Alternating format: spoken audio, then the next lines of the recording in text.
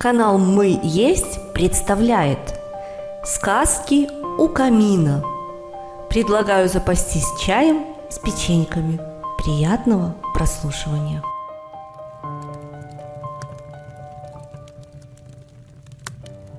Марта Вохич. О французе Брайле и не только. Рассказ. Кукушка обыкновенная. Один из наиболее совершенных гнездовых паразитов, подкладывающий свои яйца в гнезда других птиц. Орнитолог А.Д. Нумеров.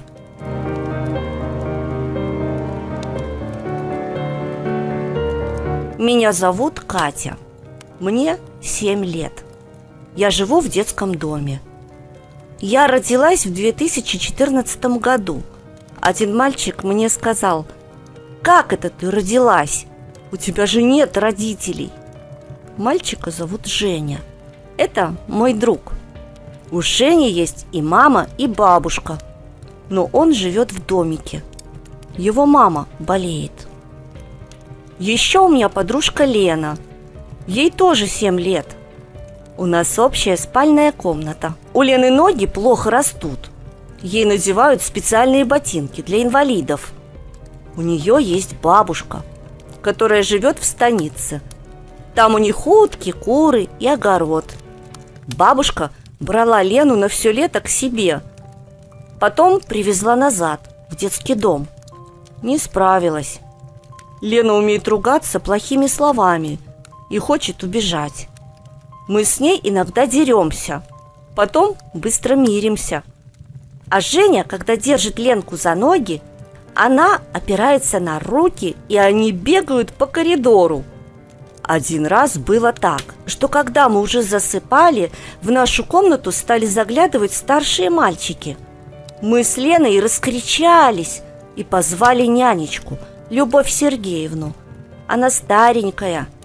Нянечка прогнала мальчишек, отругала их, поправила нам одеяло, подушки, присела на край кровати ко мне и спела нам с Леной очень тихо песню про Богородицу. Я потом узнала, что это была молитва «Царица моя преблагая, надежда моя, Богородица». Я сразу согрелась и не помню уже, когда уснула. Зачем этот Брайль придумал такое? Каким-то гвоздем с ручкой надо искать на железной решетке дырочки. Да, они все одинаковые, эти дырочки. И только мне одной надо так учиться писать. Со всего нашего детского дома. Мне это не нравится. Я не умею, поэтому не люблю. Директор Ольга Анатольевна сказала, что она повезет меня в другую страну, где мне сделают операцию, и я буду видеть, как все дети. Так Брайль мне, конечно, и не нужен. В нашем детском доме только я одна не вижу.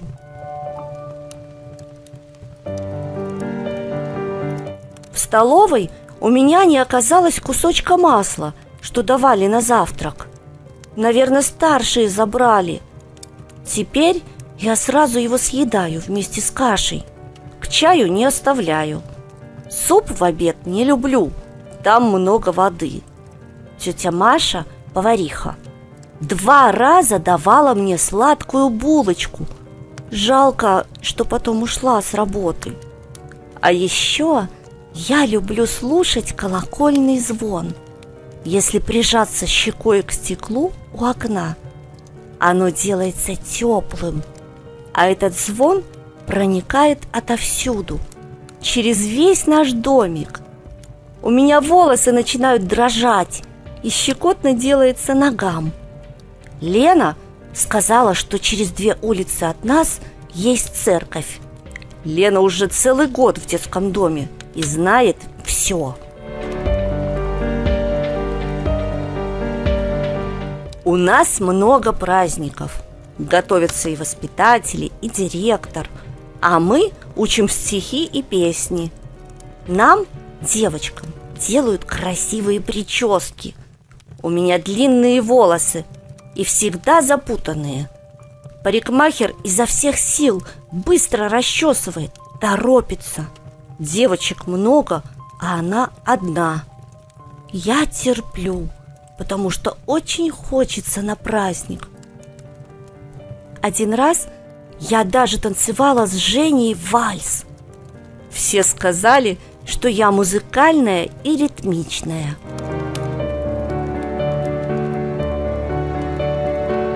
К нам привезли нового мальчика, Илью. Он все время хочет есть. В детском доме уже неделю и никак не может наесться. Говорит, что родители закрывали его одного в комнате на замок.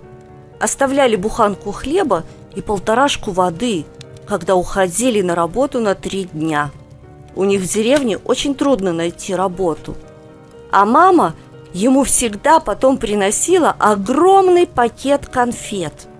Разных-разных. И он ел эти конфеты сколько хотел. Хоть все за раз, хоть 5 дней. Говорит, что с мамой было хорошо. А старшие пацаны его дразнят и говорят, что он все придумал. Мать его плохая. Илья кричит, что это соседи нажаловались.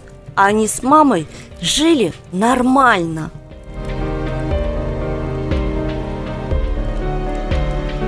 Еще к нам приходят шефы. Это летчики. То есть они учатся на летчиков. У них молодые голоса. Одежда их пахнет одеколоном.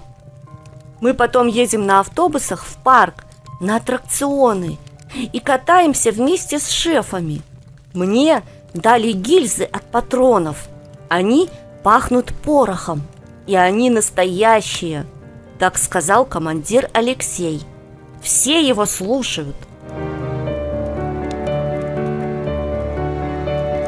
Один раз в месяц нам выдают зарплату. Вместе с воспитателем мы идем в магазин и покупаем все, что хотим. А я не очень люблю ходить по магазинам. Какие-то тетки начинают приставать с вопросами. Да еще громко, на весь мир. «Ты слепая? А тебя что, не лечат?» Один раз я закричала на такую приставучую: «Я слепая, но не глухая. Чего вы орете на ухо?» Тетка рассердилась. «Я тебя пожалеть хотела, а ты грубая, невоспитанная». За меня заступился наш старший мальчик, Даня. «Чего вам надо от девчонки? Идите своей дорогой». Я услышала, как тетка быстро побежала от нас, обозвав нас еще раз невоспитанными дикарями. Даня уже высокий и сильный. Он занимается борьбой капоэйра и выступает на соревнованиях. В праздник Нового года нам дали на ужин сладкий рис. Он был такой невкусный, что никто не хотел его есть. Только новый мальчик Илья съел все и попросил добавки.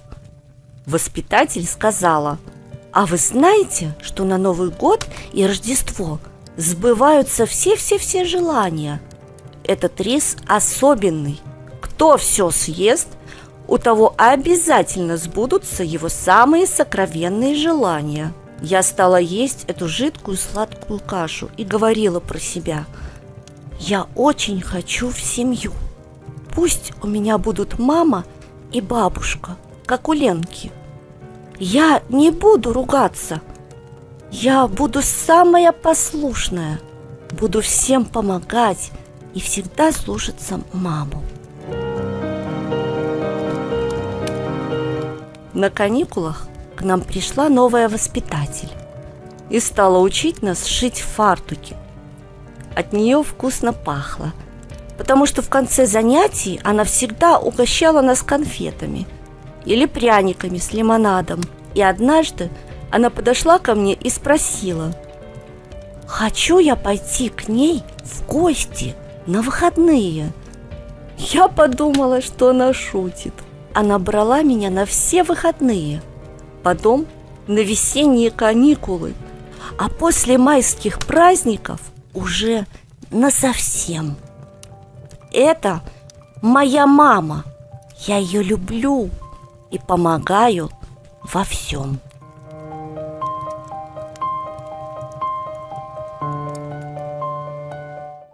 Текст читала Марина Абазовик.